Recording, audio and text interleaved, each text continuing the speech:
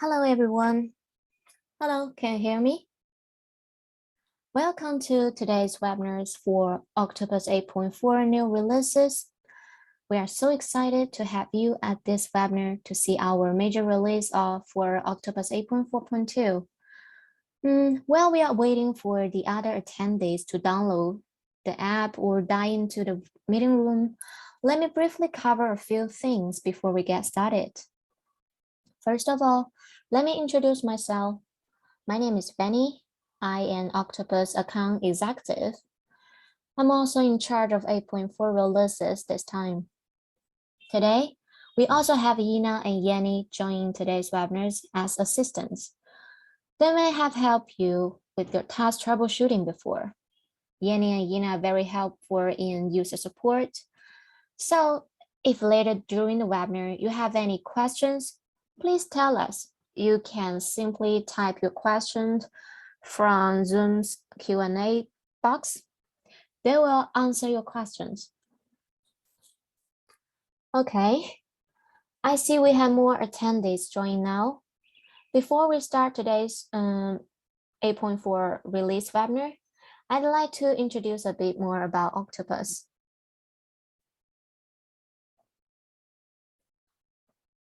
Octoparse has specialized in the web scraping industry for over 5 years since 2016, and we have built a very powerful web scraping tool in the market. I hope Octoparse does bring some value to your own work and improve your data collection efficiency. Also, rather than the English market, we have some overseas businesses in Japanese, Spanish, Chinese, and etc. This time for 8.4, we first released the client in Spanish. If you are a Spanish native speaker, you can go to our Spanish official website to download the software. We are also trying to dive into French and German's local market this year. If you have any advice on localization, feel free to share with us. Apart from the web scraping tool itself, we also have a specialized data center to provide customized solution for your data needs. We call it Managed Data Services. So if you have relatively complex data needs and you don't want to configure everything on your own, you just want to outsource the project to a professional team, you can just contact our sales team by submitting your requesting details.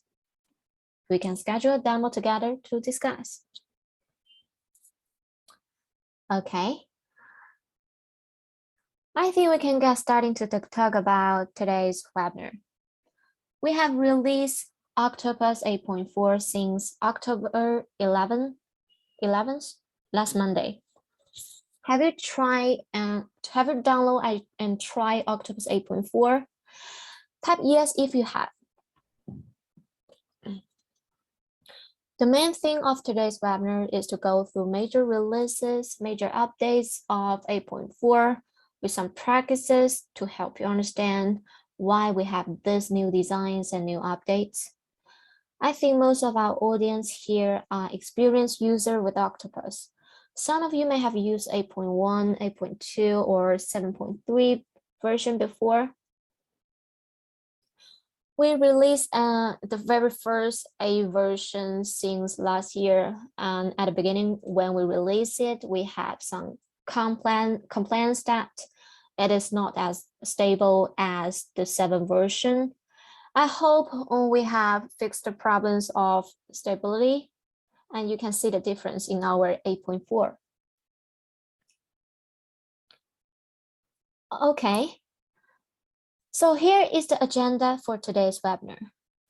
As you can see, it will have 4 parts.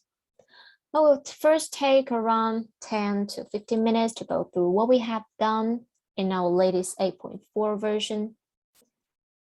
Then we will pick out some new features and have a live demo with you. This will be the major part of today's webinar, and it will take around half an hour. Part 3 will be a very simple walkthrough of Octoparse basics.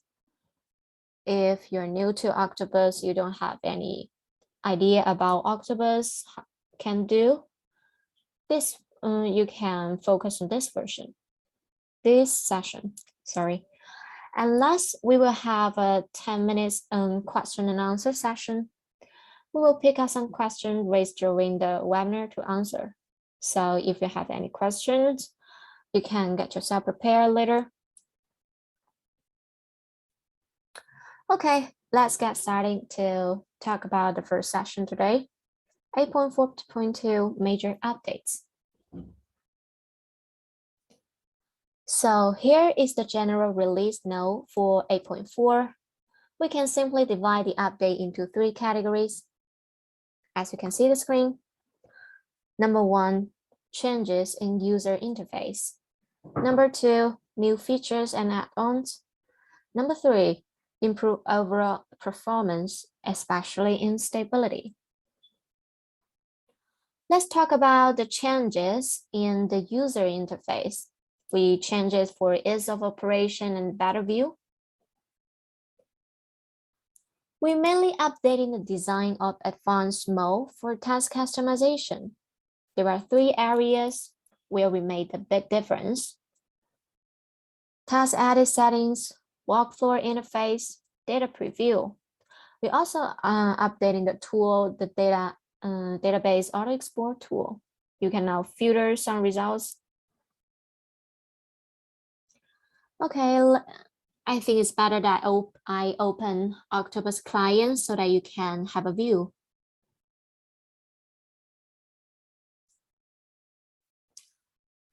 So this is the updated interface for task edit mode.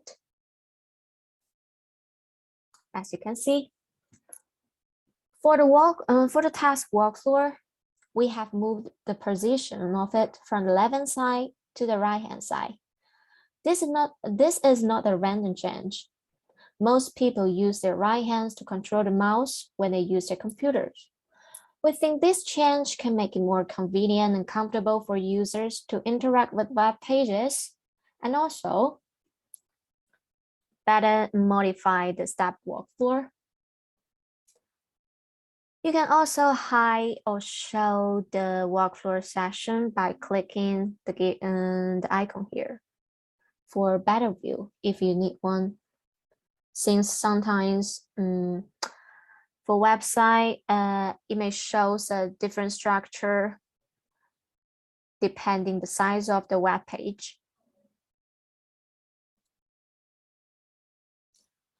And then step settings have been moved under the workflow. As you can see, in the previous version, you need to double click the step name to enter the step addition page and to enter the step setting page, or here there is a more action for you to go inside. Now the step settings have been moved under the workflow. When you click on a specific step in the workflow, setting panel will show at the bottom. Settings are now dividing into general setting, options, and for some step, let's say click, you will also have a retry tab for you to set retry settings.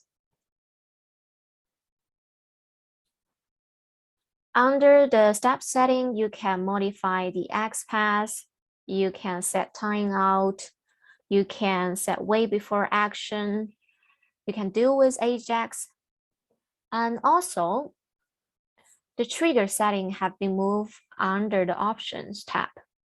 If you need to set trigger to the step of extra data. So you can now find the trigger setting here. You can add triggers. If you need to set condition to the data fields you need to capture. This change is designed to help user better modify step settings and improve the issue of fail to save. Some user complain that even they have click on apply or confirm the changes they have made, still not able to save. Okay, so apart from the workflow and step setting, The biggest change we have made for the 8.4 design is the data preview session. If you take a look over the data session, at a glance, it seems it has no changes. But if we look deeply, it has some changes in the structure. And you also have a new view for you to view the data. It now supports horizontal view and vertical view at the same time.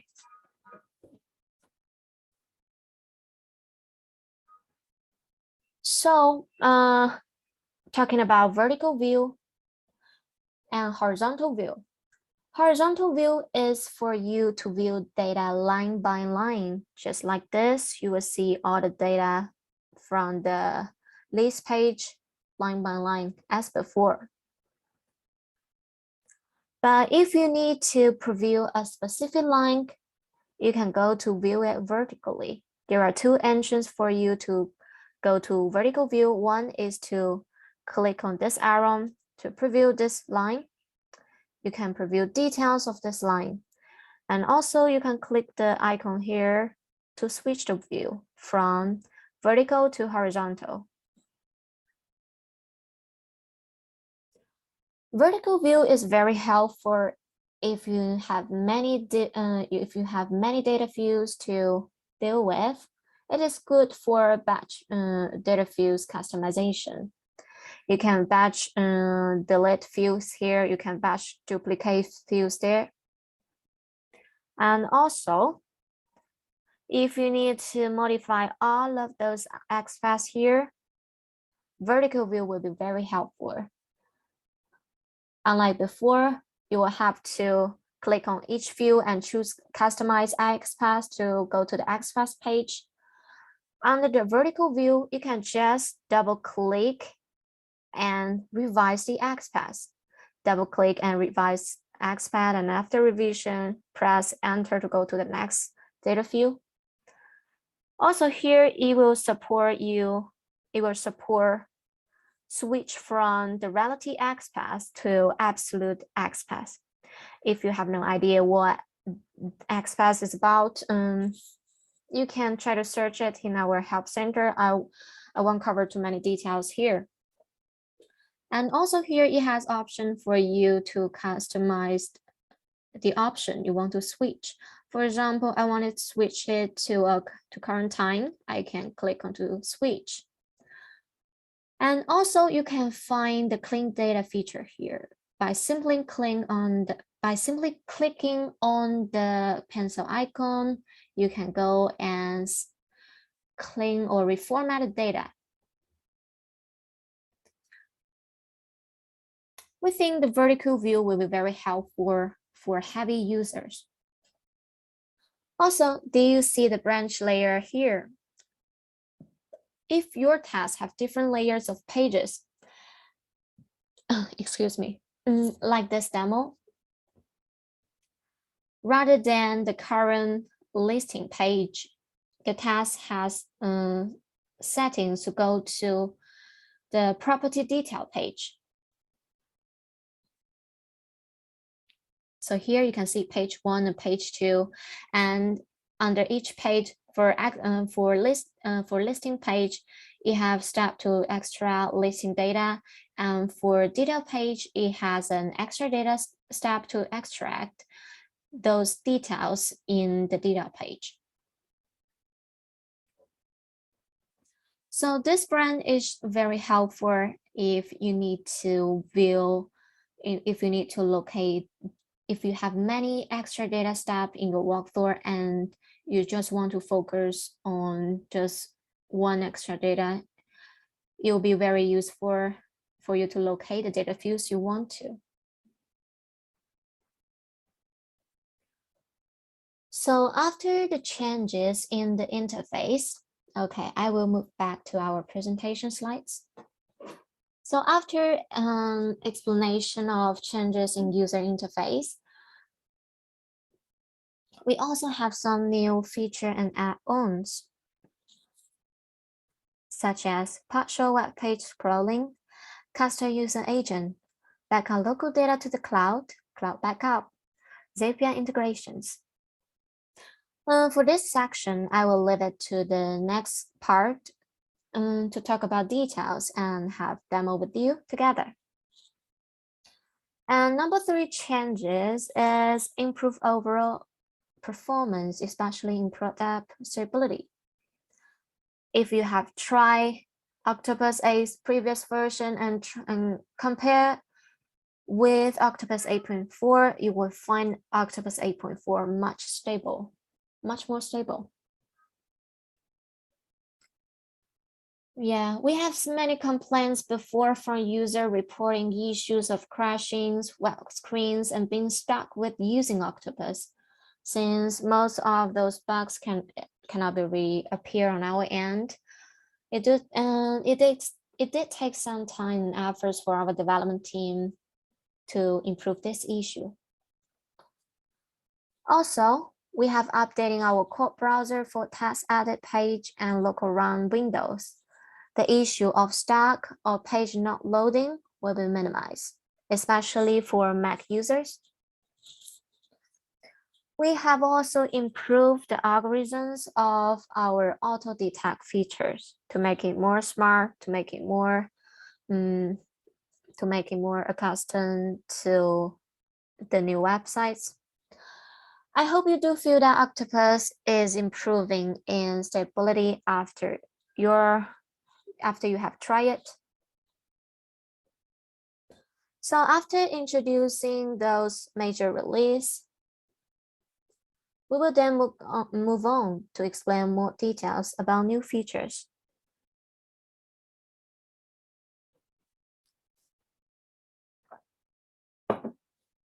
We will start with a new feature. We will start with this feature, partial web page scrolling.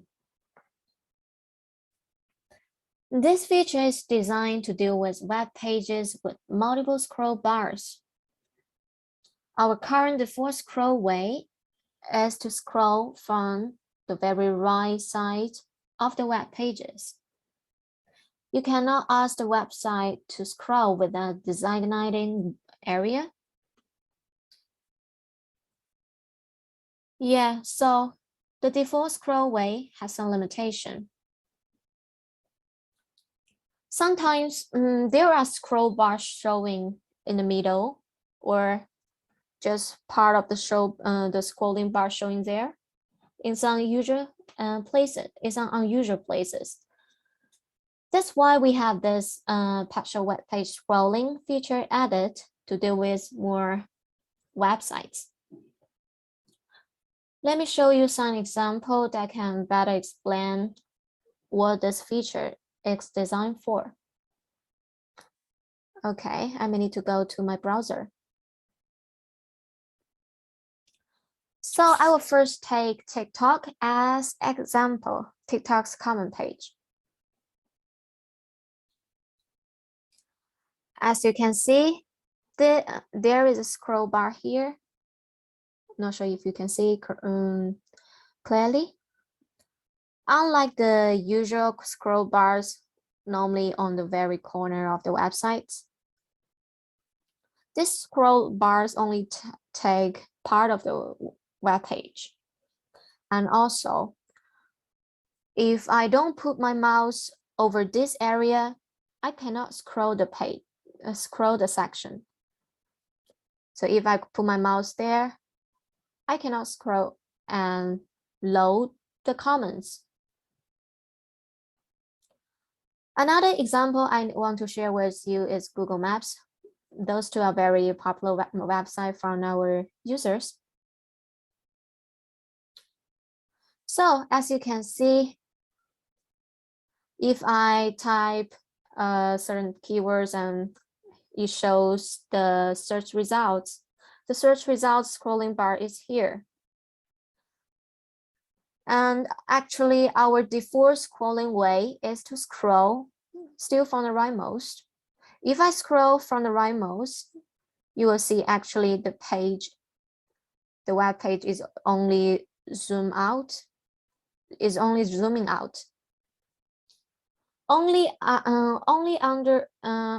if I scroll within this area, there will be new content loading from Google search page. I hope this two example will help you understand what this feature is designed for. When you use these features, you need to use it carefully. In most cases, you can just leave the scroll way as default scroll way. You don't need to switch to partial scrolling. For your better understanding, I will take TikTok common case as example to tell you how to set out partial scrolling. Sorry.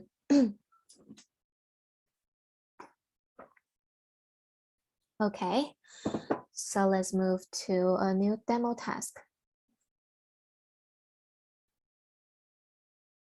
Okay, this is the demo task. Let's give some time to load.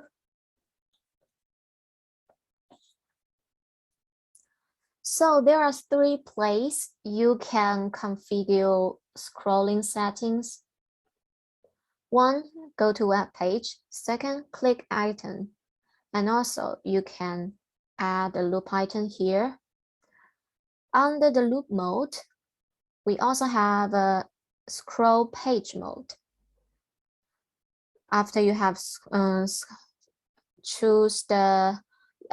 chosen the scroll page, there are some relevant scrolling settings showing up. Okay, I will delete it. Sorry about the noises. I may need to turn it off.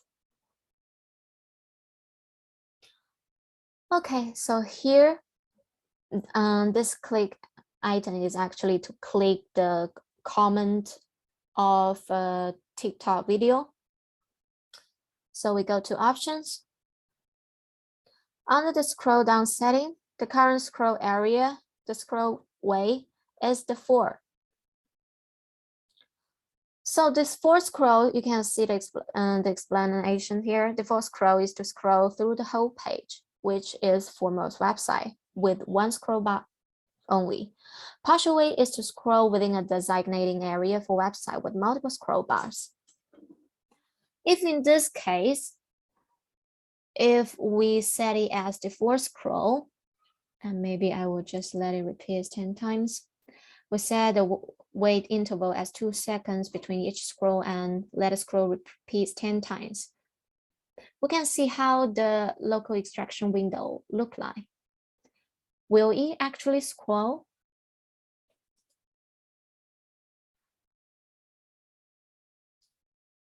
Okay, can you see the local extraction window? I may need to clear data from previous testing run.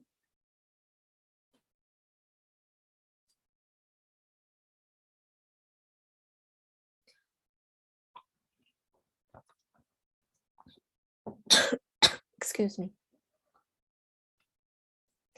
Okay, this is the local run window. For better view, we can collapse this area first. So the page is still loading. Okay. So here, as you can see, under the default scroll way, the page is actually not scrolling. We don't see the scroll bar is scrolling down. Okay, let's turn it off. In such a case, we need to switch it from default to partial scrolling. And also, we need to set the scroll area XPath to define the area we want to scroll within. You can either use this icon to choose the area you want to, or write an XPath on your own. Let me demonstrate with you. Okay, let me collapse this windows first. Okay, we choose this icon. After you have clicked on it, you are under the mode. to capture the default, to capture the element XPath on the screen. So here, as you can see, when I'm moving my mouse, the area I'm hovering on, I am hovering on is highlighted in blue color. You need to be careful with the area you want to scroll. If you want to scroll within this area, you hover your mouse until you have the whole area selected. Don't select the whole area of this part. Just select the part that can be scrolling. Okay, so we choose this. Okay, so after we have choose this area, you can see a default scroll area XPath generated. We can just leave it here. We can just use the default one. If later you encounter some situation, you can modify the XPath. Okay, so now still we can leave the other settings the same so that we can compare the results later. Save the task. Have a test run again. Run on your device.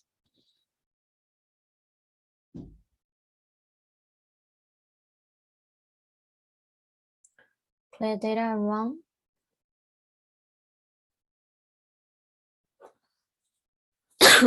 Excuse.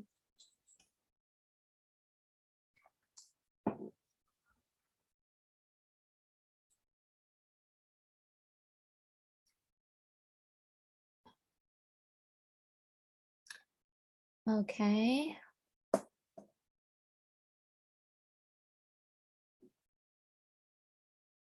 Sorry, I randomly clicked something by mistake. Actually, all the action you're doing here is interactive with the website.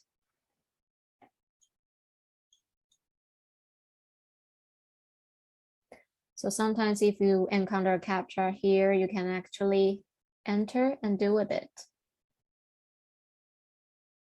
Oh, sorry, I'm not sure if something is setting not correctly. I may close it first. Scroll area. Okay, let me see.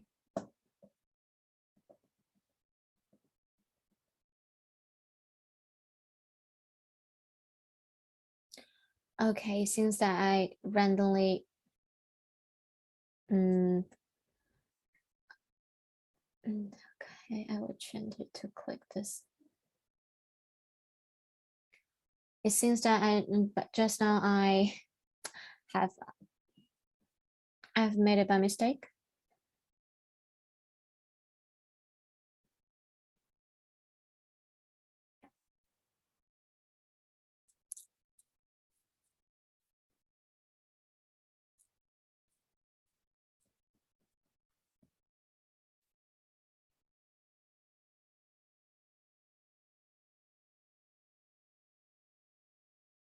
Okay, hope it works this time.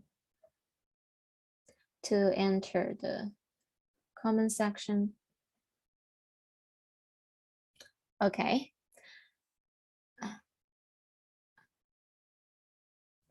So now you can see it is actually scrolling down automatically.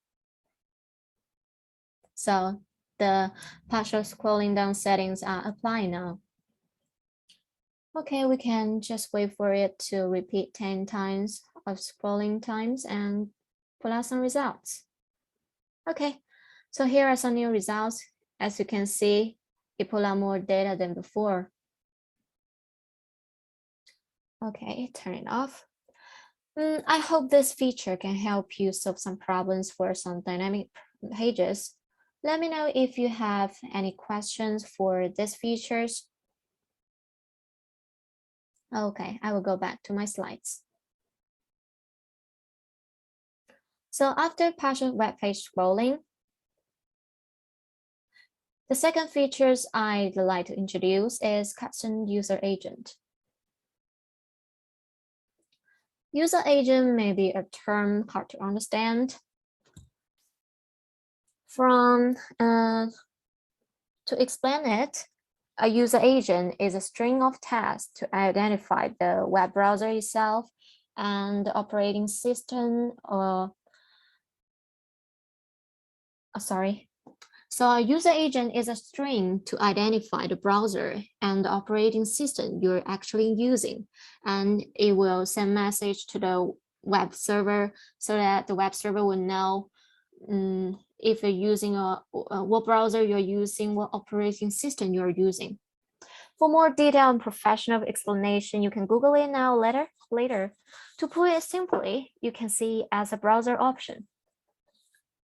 Talking about browser option, some of you may have tried to switch the browser option in task settings when you find the page is not open well.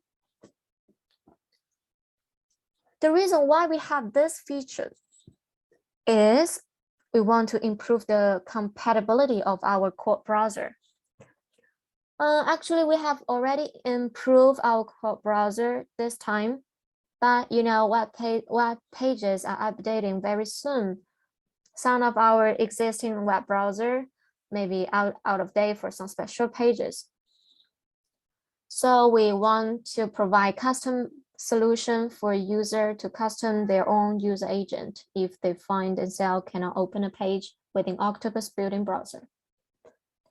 Also, with these features, it can minimize the chance of being blocked by Cloudflare or detected as robot. You see, Octoparse internal built-in browser have been used many times by many users. It is more possible to be detected as suspicious browser, but your own browser will be more safe. So to put it simple, if you find a web page can be opened in your own browser well, but cannot load it or open well with Octoparse built-in browser, you can try custom user agent feature. Let me show you how. Okay. So first, you need to find the string value of user agent. So since I'm using Chrome, I will use Chrome as example. If you're using Chrome, you can simply type about version. About.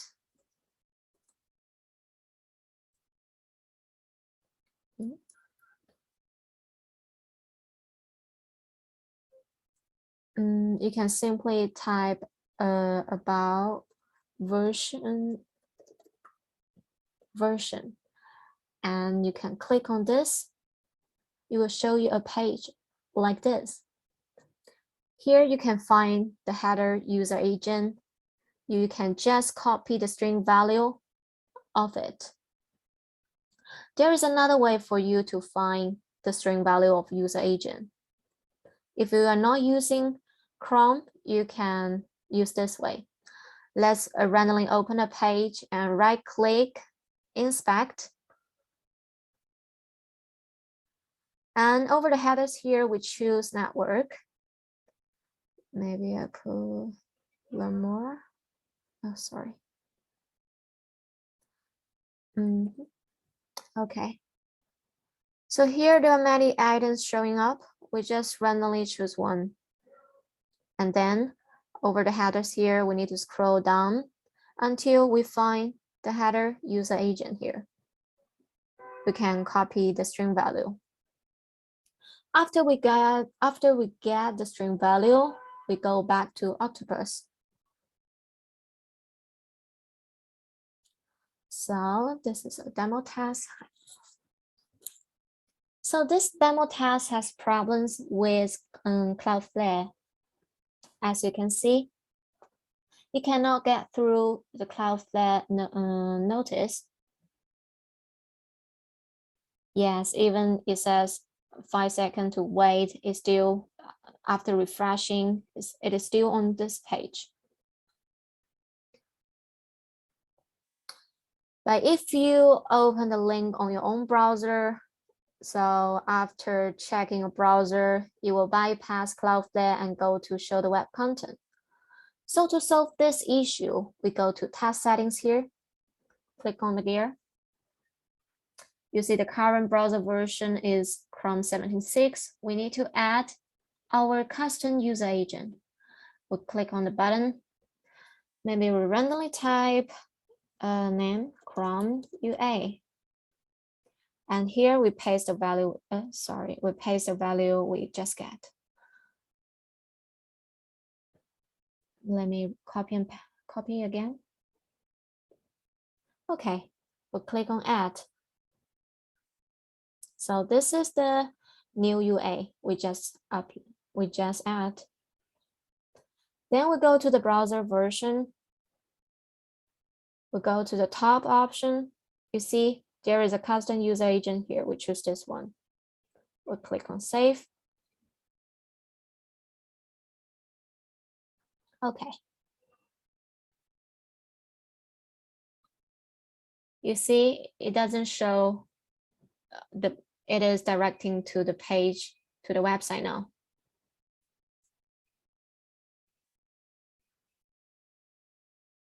So this feature will be very useful. Sometimes if your task if the website you are going to scrape are using Cloudflare to block some scraping bots. Okay, I hope I have explained this feature well. If you have any questions, ask and let me know. And now let's move to the next section. The next feature, Zapier integration. In case you have no idea about what Zapier is, let me tell you more. Zapier is a tool that helps you integrate workflow between different applications, and you don't have to have any coding background. You can simply see Zapier as a bridge to help connect between different applications. In our case, you can see Zapier as a bridge to help deliver data extracting with Octoparse to platforms like Dropbox, Cloud Drive, Google Spreadsheet, and etc.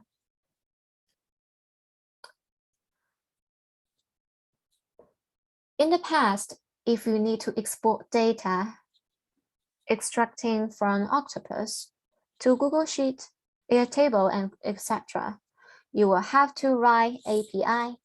Since Octoparse doesn't support a direct data export to platforms like online spreadsheets. But we all know writing API is difficult for user without any developing background, since you need to know how to program. After we have Zapier, it will make things much easier than before. Okay, I will go to the page of Zapier. You cannot find Zapier in our client actually, but if you are trying to export cloud data, for example, I click on export. On the button, there is a hyperlink for you to click. It will direct you to a tutorial page. Okay, now let's go to the browser. So this is my own Zapier account. To use Zapier feature, you need to have a Zapier account first. So this is Octoparse integration page on Zapier.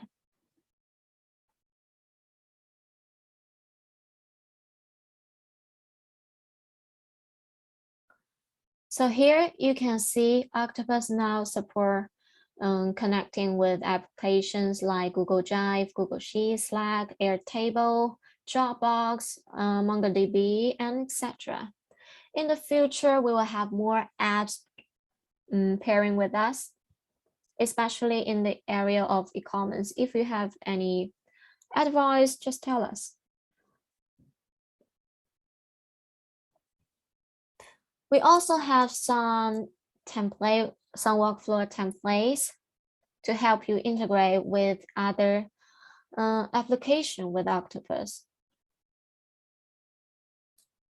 Here you can see we have built something for you. You can choose the one you need and follow the instruction to fill out the parameters. Here I will take the first one. I think it is the most popular one, Google Drive template, as an example to show you how to connect and deliver the extracting data correctly. Click on try it. So there are some prerequisites to use these features. First, a Zapier account, then for sure an Octopus account. You also need to have the target app account, such as Google Drive account, and also a task with recent extracting cloud data. Please know that this feature is only available to cloud data and also recent cloud data. By the way, I would suggest you connect to Google Drive rather than Google Sheets if you need to update a data file. That's because each row of data added to Google Sheets will actually cost one task quota in Zapier, while one data file uploading to Google Drive will only cost one task quota. So if you have thousands of lines to add it and you use export to Google Sheets, it will consume all of your task quota very soon. Okay, so the page is loading well. We need to first configure trigger setting with Octopus. So first you need to configure your Octopus account setting here. I can create a new account, so I can choose the account, my account, and then click on continue. Now I need to set up trigger. First, I may choose the task group, the 8.4 demo group, and then I should choose the task with the data I need. I think maybe this Zapier demo. And also we need to select the task data status. The default task status are stop status or completed status.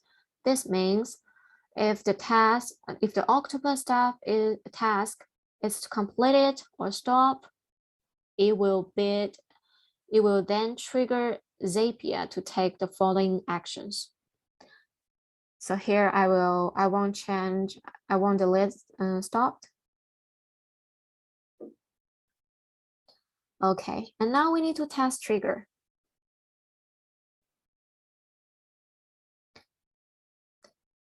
Okay, so it says if find a task. If in your case it says it doesn't find a task, you may need to go and check your data on Octopus.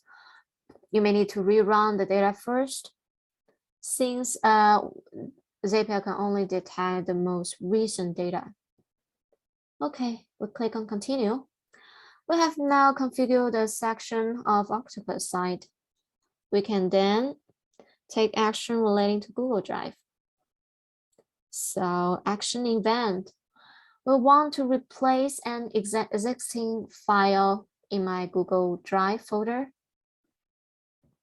You can also choose upload file. But since if I need to rerun the task for multiple times and I also want the most latest data delivered to my Google spreadsheet, I will use replace file instead. Since if I use upload file each time I run my task, it will have a new file uploaded. Continue. And my Google account.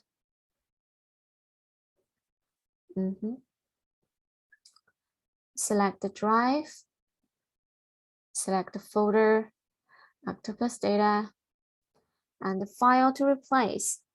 Okay. Maybe I want to replace the previous demo. I can make it. So here, convert to document or not. If you choose true, it means yes, then it will convert the file, the CSV file, to an editable document. If you choose false, it will keep the CSV file. And the file name, I would suggest you rename the file. Okay, Zapier demo new. If you use the default one, the file name will be very long. And also the file extension. The default file extension is CSV. If you don't want to use CSV, you can make it Excel format as you like. And now we can click on continue. Okay, we can test and see.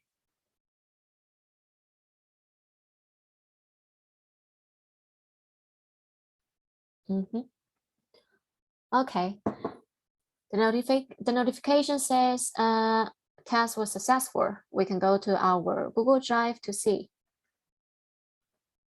This is the Google Drive. Okay, so here you can see that the old Zapier demo is no longer here. Instead, it have a new Zapier demo new. I click on it to view. So here are some data. Here's some data. Okay. So if you are satisfied with this Zap and you want to use it automatically when you run the task in Octoparse, you can turn this Zap on. After turning on, you can make the whole process automated. For more details about operations, you can search Zapier in our help center. We have some step-by-step tutorial for Google Drive, Dropbox, Airtable, and etc. Okay.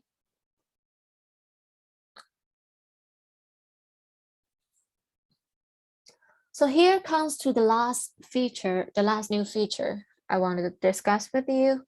Backup locate data to the cloud, which is cloud backup.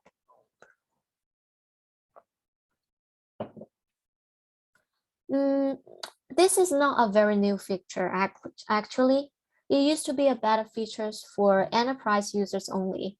However, we have now made it open to professional plan users too. What can this feature do?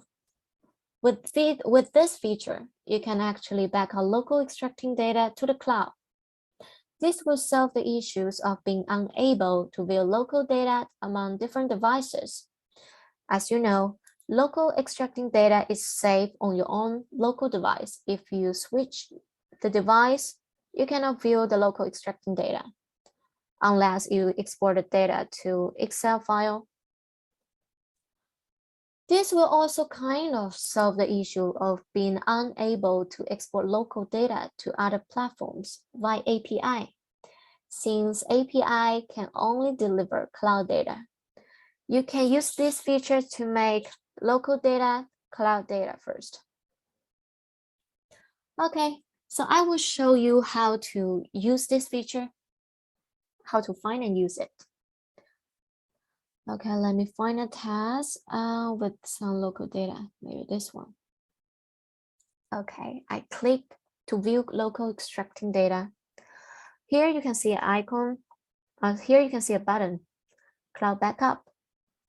After pressing the button, it will show the progress of backup status. Okay, now it has completed. We close the pop-up. So here you see the local data has been backed up to the cloud. If I click on the data, click on to view the cloud data, you can see the data we just pull out locally.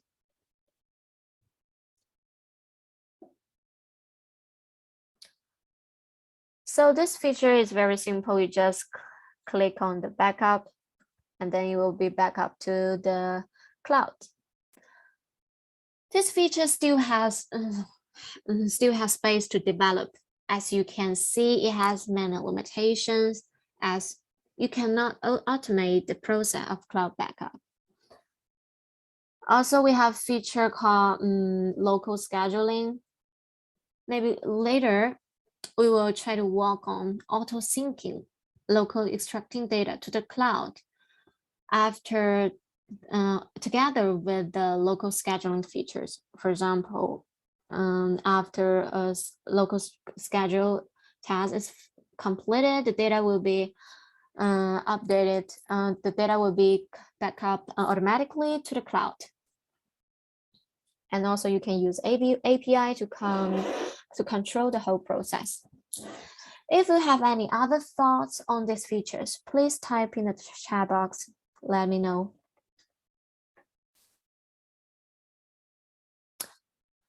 So far, we have finished the parts for Octoparse 8.4 major releases and demo. I will start part 3 by sharing some basics of using Octoparse. It will be just a very simple demo, product demo, and walkthrough.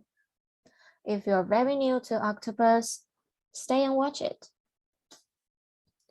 Okay.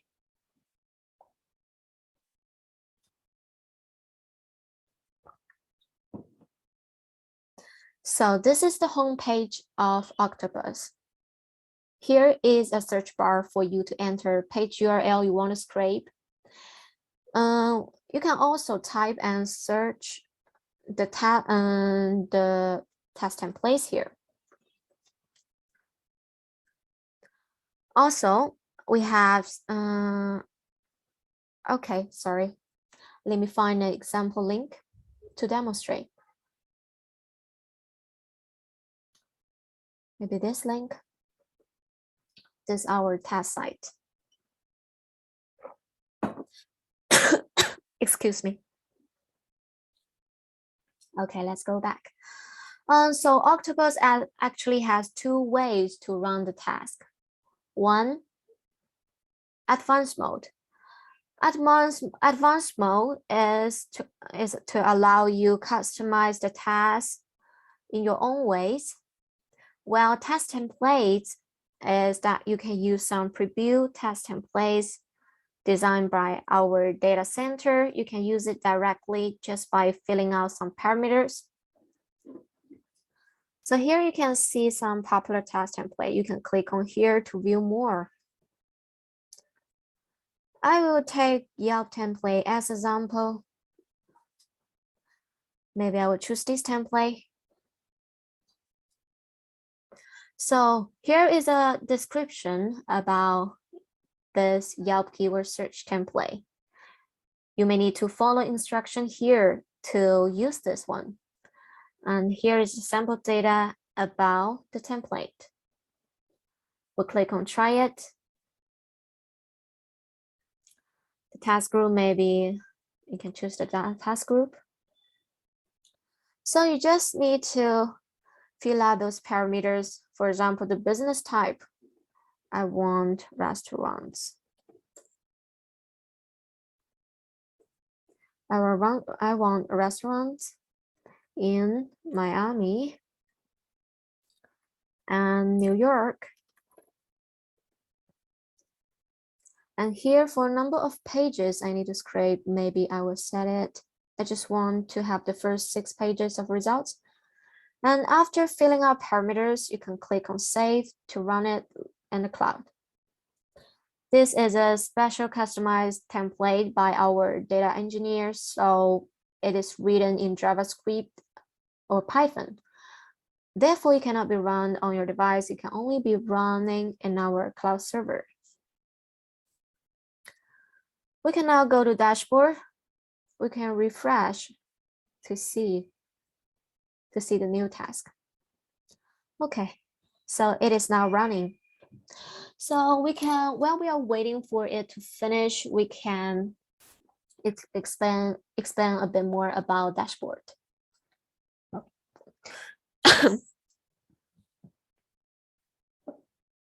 So dashboard is actually the place where you manage your tasks. You can manage all of the tasks here. And also you can switch the task view to manage your group if you have a lot of tasks to deal with. Also here, if I see those columns, it says runtime. I can see how long it takes the task to running in the cloud. Repeat means how many times you have run this task in the cloud. Also, for next run column, you can click on the little pencil icon to schedule tasks in the cloud or schedule it locally for local runs. If you need to have more views to view, for example, I need to know the task type. And also I want to know when the task completed. I can try to add more views. Also, the column of more here will allows you to check more. For example, local runs, you can set schedule. For local cloud runs, you can also schedule and move out the priority. And also you can check the cloud history API and the cloud resources there. You can also view cloud data, local data here, or just click on it to view the data. Okay, so now we have some data running from the template. So template is really easy to use.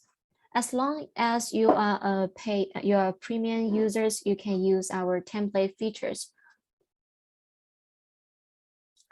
Also, here you can see a more button. I can click on it to go to the cloud report. The cloud report will show you an overall task overview in the cloud. For example, how long it takes to finish. And also over the subtask overview there, it will show you the task is split into one subtask. And now all of the subtasks are finished. You can also check subtask details here. Talking about subtasks, actually, when you run the task in the cloud, in most cases, the task will be split into several subtasks so that that's how we make the task running faster in the cloud. For premium user, depending on the account, the plan you subscribe with, the number of cloud resources, which means cloud servers you can use, are different. Talking about standard plan user, you will have 6 cloud servers available for you to use. So if you're running this task, you will use one cloud servers amount of 6. But if it has 6 tasks being split into subtasks, you will use out all of your cloud server resources. So if you later want to have faster speed, you may consider upgrade to professional plan or higher plan to have more cloud resources. Okay, you can also click on cloud history here to see the records of each cloud runs. Okay, I will close it. Okay, now I will try to use this website as an example to show you how to set out a task. This will be a very simple task. Maybe I will use this entrance. Okay, so there are several ways for you to input URLs. You can input manually. You can input it from a local file. You can also import the URLs from the previously running tasks in the cloud. Or you can batch generate a task based on some patterns. For example, I want to add a parameters to let it repeat 4 times. And then I will have a series of URL generating. This is very useful if you need to generate a list of URL following some patterns. Okay, we save the URL. And now we are on the new task edit page.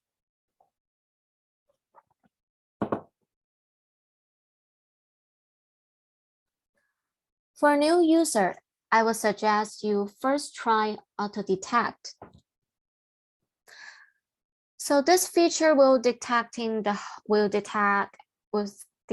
scan the whole web page, and based on the structure of the website, you will suggest walkthrough for you to generate it. So here it has pagination. We can check if the pagination is okay or not. So here, if we click on check, it detects the next page button. Also here, it has pull out some data I need. Okay, there are some data I don't need. Maybe I don't want this one. I can delete it. Once I'm satisfied, I can click on create walkthrough to have those steps generating automatically to the walkthrough. But you need to know auto detect is not perfect all the time. It is and the functionality will depend on our auto detect algorithms. What if the auto detect result is not what you want? In this case, you may need to set out the task manually on your own. Let me delete this and start over again.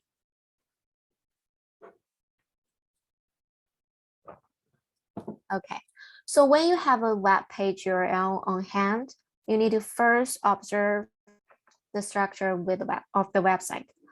So this website is actually a multi-pages website with some formatted listing results. So normally for this kind of website, the first step we need to deal with is to create a pagination. For some other structured website, it is possible to have pagination with just page number, or pagination like you need to click load more, or some website without pagination. This is one of the most common cases, so I will continue with this one.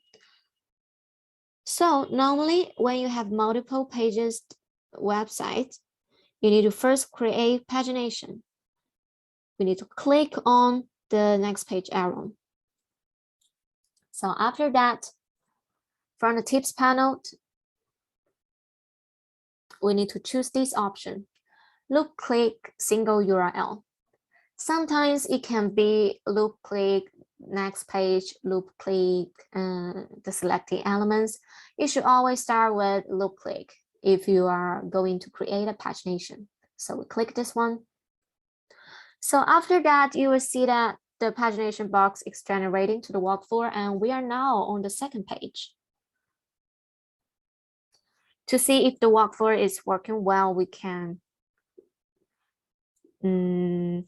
click the pagination, and you see this arrow is highlighted. And we'll click to paginate.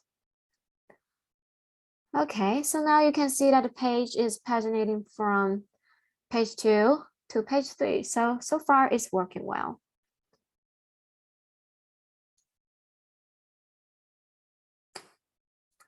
But it is possible to have situation like after I create the pagination step, when I'm on the second page, it doesn't direct us to the next page. Instead, it links us to the last page. In such case, you may need to modify the XPath for the single element so that you can always locate the pagination arrow correctly. So after pagination, we need to capture listing data. So when you are capturing listing data, make sure you are selecting the whole line or the whole block of the item you want to extract. If it is a table, you may need to select the whole row.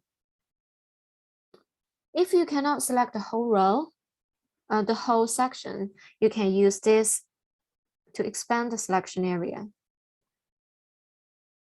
Yeah, so here you see I have used that to expand the selection area until I choose the first listing items.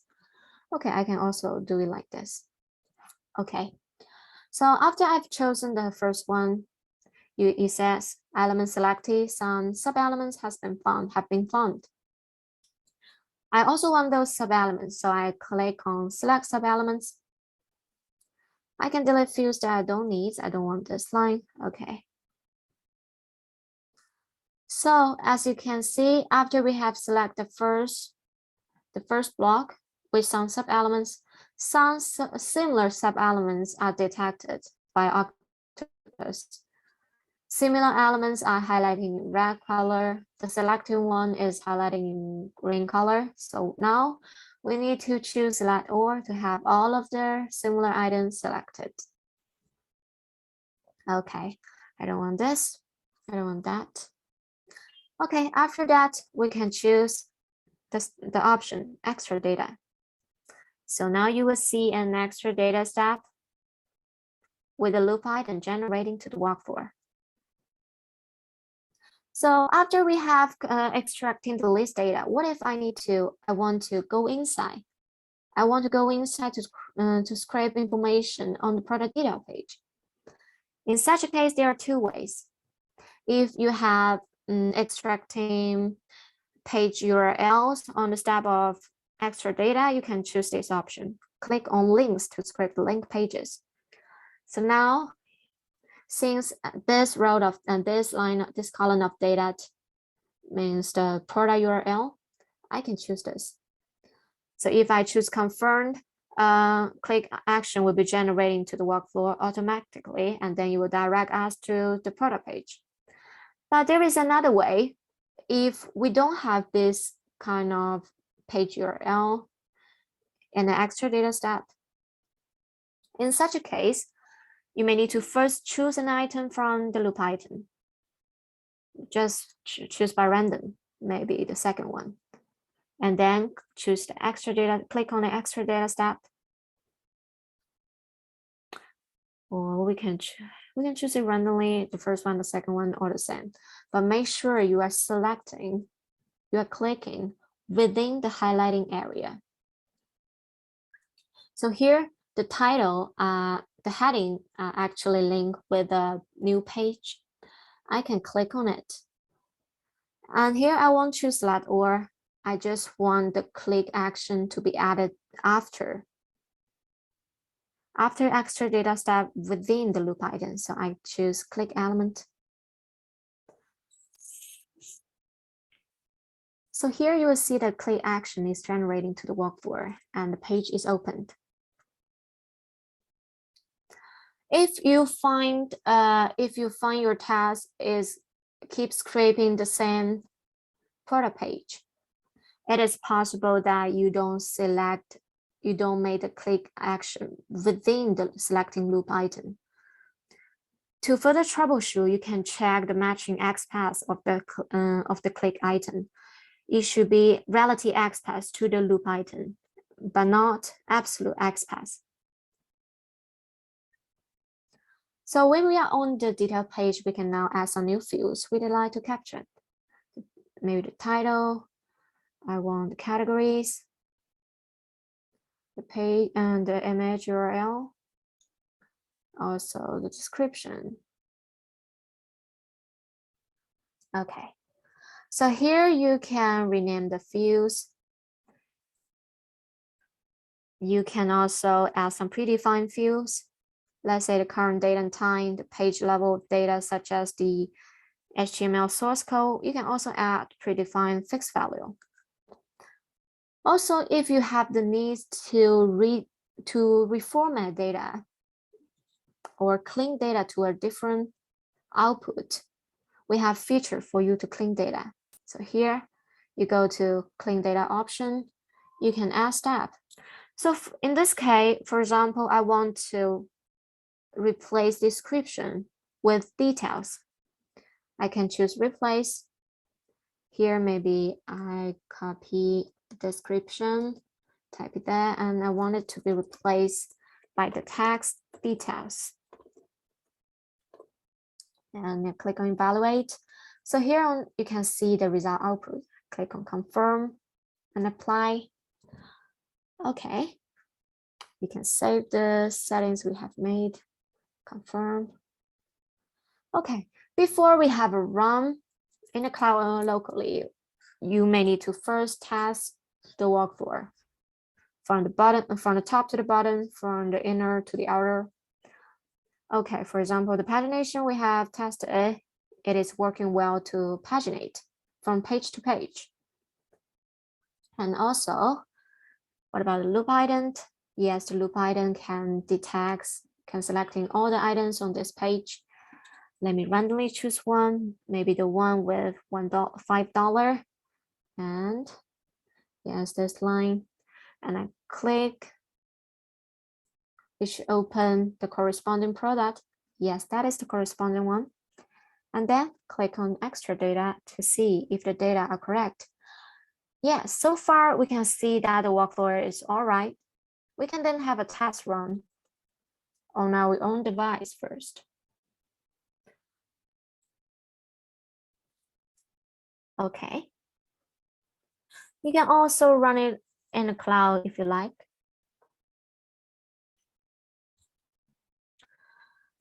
Okay, I think when the task is loading and running, I think this is what we plan to cover in today's webinars. I hope the new updates of Octoparse 8.4 are really improving your efficiency at work. Also, I hope the last section, the simple demo, can bring out some new insights for you. Okay. Okay. Here comes to the last session, question and answer session. Do you have any questions? Please type and send us in the Q&A section box.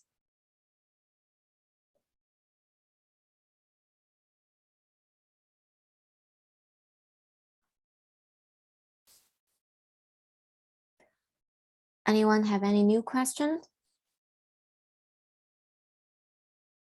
Okay.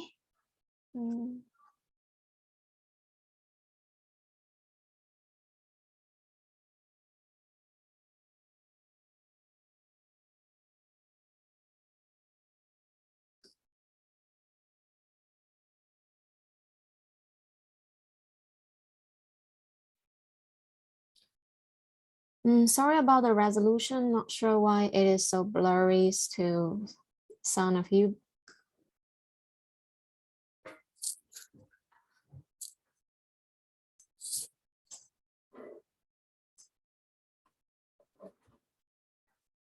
As if just ask a question saying, please add pause button for local extraction in order to manually solve CAPTCHA or resume the scraping.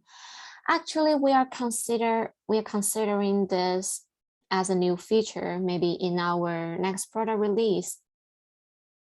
So I would say it is possible in the future.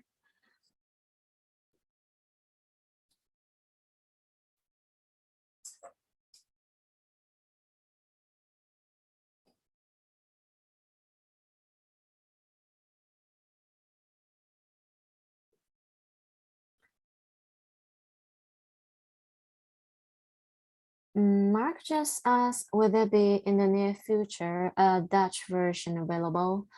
I'm sorry that we don't have a plan for a Dutch version at this moment.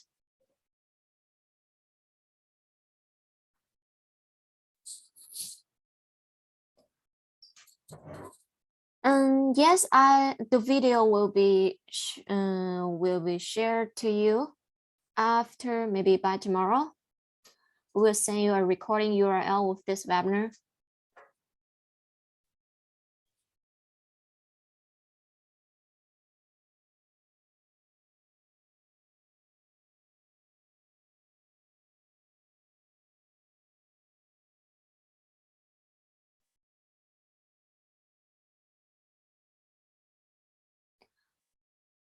Okay, any new questions?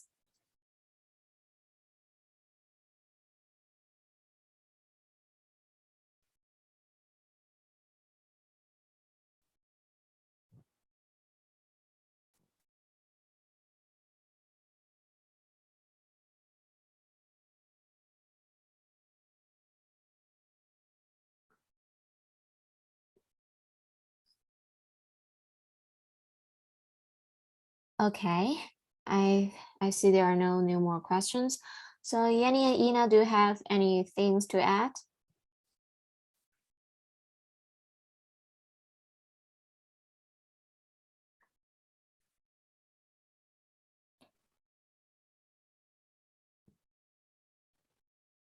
Not at the moment. I think you're doing a good job. Our user are doing a great job as well. Thanks for your suggestions. Okay. So if there are no more questions at this moment, I think we can end the Q&A session. For your further information, we will have some other webinars coming up next month. The topic will be about teaching user how to use Octopus from introductory courses to advanced levels. More details will come soon. Also, we have some special plans for the next month. You know, as usual, the Black Friday sales as well as our new webinars. If you are interested, stay tuned with us. Okay, I think that's it for today's webinar. Thank you for your thanks for your attention too. Bye.